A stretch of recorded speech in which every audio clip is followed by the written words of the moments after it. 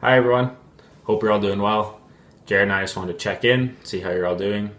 We're not here to tell you to stay at home and wash your hands, but you better be staying at home and washing your hands. The main reason we want to do this is to just give you a few reminders, give you a few tools to help you manage your OA symptoms throughout this whole ordeal.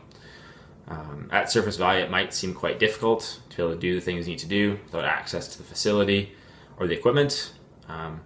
There's no need to overcomplicate things at this point. In regards to your physical health, your mental health, and your OA symptoms, there's only one thing you need to do: move.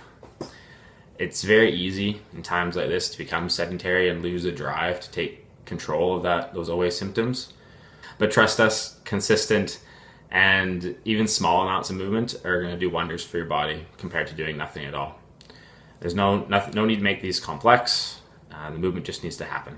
I'm going to send you over to Jared now for some exercises. Hi everyone, Jared here. I hope everyone's getting through this whole ordeal all right.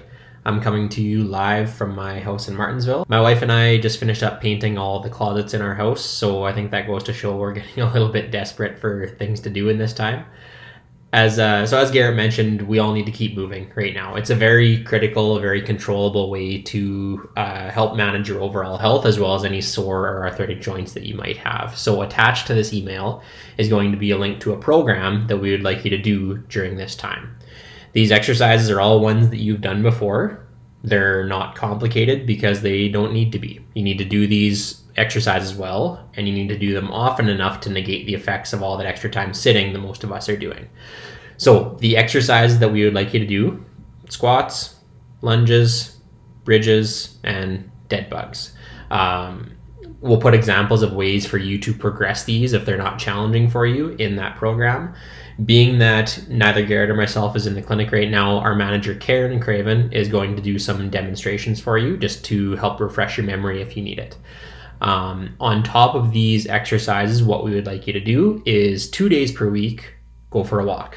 Whether it's 5 minutes, whether it's 30 minutes, get out to get your heart rate elevated, get breathing maybe a little bit harder. 2 days per week, just spend a little bit more time not sitting than you currently are. So I'm going to send it over to Karen to go through some demos for you. Hi everybody, it's Karen Craven here. Thank you so much, Jared and Garrett, for putting together these exercise combinations for our osteoarthritis group at home. I'm going to walk you through them and demonstrate all the exercises. Our first exercise is squats. Keep your weight towards your heels. Initiate movement with bum going back and continue to reach your bum back while you try to sit down in a chair that is almost too far behind you. Push through your heels to stand. Exercise number 2 is the reverse lunge with stick for balance. Hold the stick on the same side leg that is going back. Ensure you stay balanced the whole time. Keep the weight on the heel, push your bum back and chest forwards so you feel the muscles working in your hip of the front leg. An easy home modification: instead of a dowel, use a broomstick that you probably have in your cleaning closet. The next 2 exercises are going to require you to lay down on the floor. So I'm going to walk you through a little clip and show you how to safely get yourself down onto the floor. If this isn't an option for you, then you can also just use your bed and do the exercises as instructed on your bed. So you're going to use a chair or a stool or something beside you, and you're going to put one hand on it, bring yourself down onto one knee, and then down onto 2 knees, and then you're going to go onto your side, use your arms to help lower you down slowly, and then you're going to roll onto your back. And then you're ready for the exercises.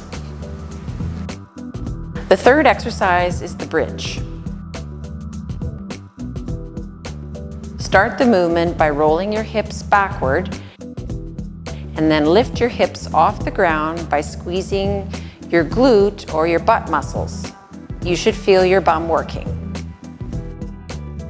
Our last exercise is the dead bug. The most important thing is to keep your lower back close to the ground. You should feel your stomach muscles working. There are 3 options for this exercise.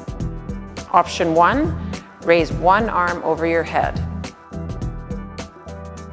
Option 2, straighten one leg down.